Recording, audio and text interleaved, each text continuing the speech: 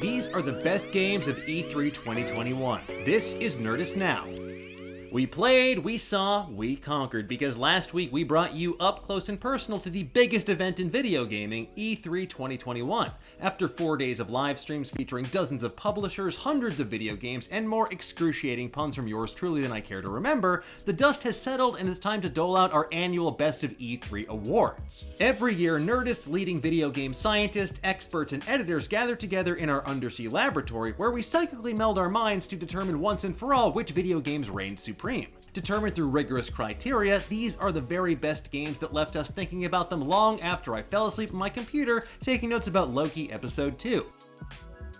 Now, some of them you can play right now, others you can't play for many, many months, but all of them are worthy of accolade and celebration. As always, we've divided them into two categories, Editor's Choice and Best in Show. Our Editor's Choice seal of approval marks the most innovative, impressive, and genuinely fun titles that we saw at E3.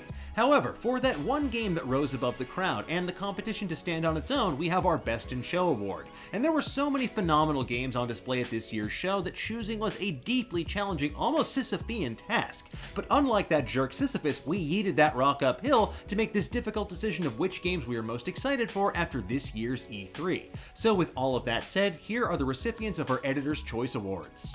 Back 4 Blood. As someone who played a genuinely irresponsible amount of Left 4 Dead, Back 4 Blood, the spiritual successor from Turtle Rock Studios and Warner Bros. Games, looks like exactly what the doctor ordered. A gleefully gory team-based shooter with a killer multiplayer mode that lets you be both survivor trying to fend off endless hordes of murder monsters, and those self-same murder monsters who try to turn the survivors into a fine red mist. So sign me all the way up and then prepare to get dunked on once that open beta drops this August. I'm gonna get you.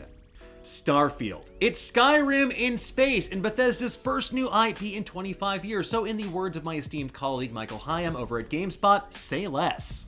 Harold Halibut. The most visually striking game of E3, Harold Halibut is a surreal adventure game set on a city-sized spaceship submerged beneath an alien ocean. With mesmerizing stop-motion animated graphics, relentless charm, and an intriguing premise, Slowbro's Harold Halibut might just be the sleeper hit of the show. Fallen Aces. Game dev collective New Blood had a metric ton of rad-looking games showcased at E3 2021. And while you might expect the occult shoot-'em-up Gloomwood to take this spot, it was actually Fallen Aces, the 1920s gangland riff on Doom, that caught our eye, thanks to its pulpy gameplay, bombastic personality, and its goofy sense of humor. So to put it in terms that even a mobster would understand, it looks gabba good. Hey.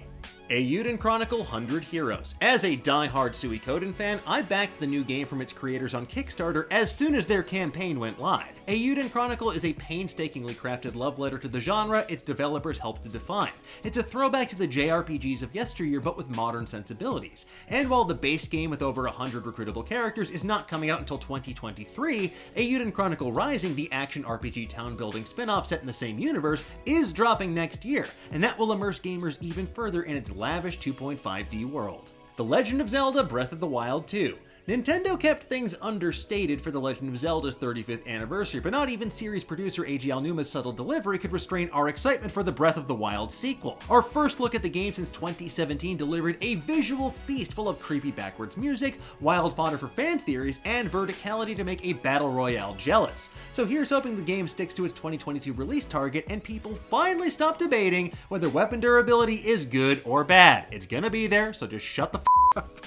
Loot River. One of the most delightful surprises of the show is Straka Studio and Superhot presents Loot River. It's an oddball mixture of Tetris and Diablo, a combo that works so much better than it has any right to. With slick controls, an eerie dark fantasy aesthetic, and procedurally generated labyrinths, Loot River looks like it's going to be burying its broadsword deep in the heart of my free time whenever it finally comes out. Battlefield 2042.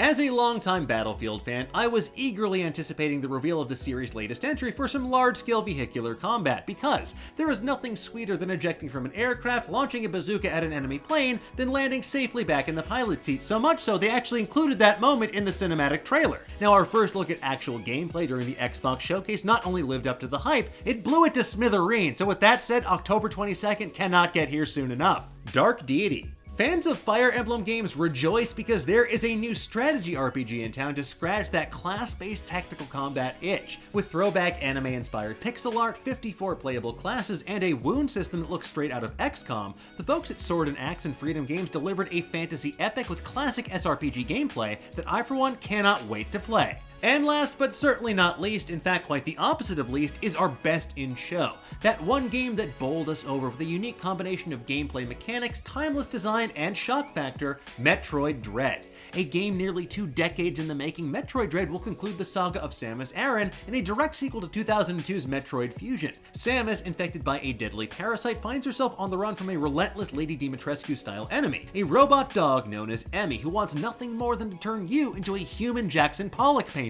While the Metroidvania genre has exploded among indie developers in the intervening years, Nintendo came out swinging to show why no one does it better than the OG Metroid. I mean, it's right there in the name. It's right there in the genre. You can't have Metroidvania without Metroid and Castlevania. With a slick techno-horror aesthetic, bold new abilities like the Phantom Cloak, and endless secrets to uncover, Metroid Dread stole the show and rolled away with our Best in Show award like Samus from the metallic jaws of an Emmy. And there you have it, folks. Those were our favorite games of E3 2021. And if you missed any of the gaming goodness, we have tons of E3 coverage just waiting for you over on Nerdist.com. But in the meantime, tell us, what are your favorite games of E3? What do you think of our list? Let us know in the comments below, and for the latest and greatest in the world of pop culture, stay tuned to Nerdist.com.